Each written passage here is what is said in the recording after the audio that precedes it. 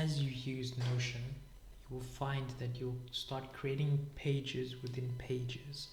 And if it's one or two layers, it's not too bad. But as you go deeper, and if you're building big projects or systems, navigating can be quite difficult. And using the breadcrumb trail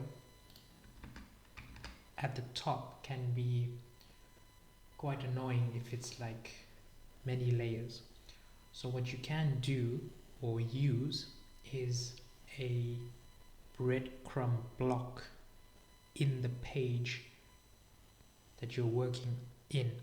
You could put it in every page so that it's easier to navigate layers of pages. How you would use a breadcrumb trail is you would type slash and you'll just type the word bread, and when you press enter, it'll automatically populate the file path or page path in this case to the one that you're currently in. So this one only has 2 layers, meaning the home, that quotes home page, and then 1 layer in. So if I want to go back to the demo page, I can just click this and it'll take me back here.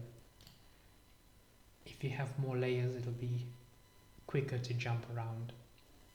If every page has a breadcrumb, then it'll be easy to jump back and forth between them.